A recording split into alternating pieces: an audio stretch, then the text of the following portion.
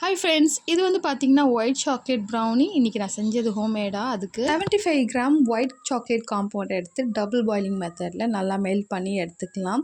Melt பண்ணி எடுத்ததுக்கப்புறம் பார்த்தீங்கன்னா 50 கிராம் பட்டரை வந்து அதையும் மெஷர் பண்ணிவிட்டு அதுலேயும் வந்து சாக்லேட்டோடையே வந்து நல்லா மிக்ஸ் பண்ணிவிட்டு அதுக்கப்புறம் டபுள் பாயிலிங் மெத்தடில் வந்து பார்த்தீங்கன்னா நல்லா மிக்ஸ் பண்ணிவிட்டு அந்த ஹீட்லேயே மிக்ஸ் பண்ணாமல் கொஞ்சம் வெளியே எடுத்ததுக்கப்புறம் நல்லா மிக்ஸ் பண்ணிவிட்டு அப்புறம் ஹீட்லேயே மிக்ஸ் பண்ணி நல்லா லிக்விட் ஸ்டேஜில் எடுத்துக்கலாம்.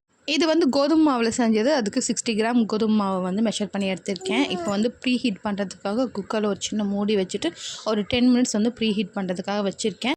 ஒரு எக்கு வந்து மிக்சியில் அடித்து எடுத்துட்டேன். அதுக்கப்புறம் 75 கிராம் ப்ரௌன் சுகர் அதையும் வந்து அந்த எக்கோடு சேர்த்து அடித்து எடுத்துட்டேன். அதுக்கப்புறம் இந்த எக் அந்த ப்ரௌன் சுகரோட மிக்சரில் வந்து பார்த்திங்கன்னா ஒயிட் சாக்லேட் இது எல்லாமே வந்து ஆட் பண்ணிவிட்டு நல்லா மிக்ஸ் பண்ணிவிட்டு அதுக்கப்புறம் கோதுமை மாவு அதையும் கொஞ்சம் கொஞ்சமாக சேர்த்துட்டு நல்லா மிக்ஸ் ஆனதுக்கப்புறம் ட்ரேயில் டின்னில் வந்து பார்த்திங்கன்னா பட்டர் அப்ளை பண்ணிவிட்டு பட்டர் ஷீட் போட்டுட்டு டின்னில் வந்து மாவை வந்து கொட்டி எடுத்துகிட்டு ஒரு குக்கரில் 20 மினிட்ஸ் வந்து நம்ம ஸ்லோ ஃப்ளேம்லேயே வச்சு எடுத்தோம்னா சூப்பரான ஒயிட் சாக்லேட் ப்ரௌனி ரெடி ஆகிடும். இது சூப்பர் ஃபஜ்ஜியாக இருக்கும். இதுலேயே வந்து பார்த்திங்கன்னா சாக்கோ சிப் எல்லாமே ஆட் பண்ணியிருக்கேன். இது 250 கிராம் ப்ரௌனி.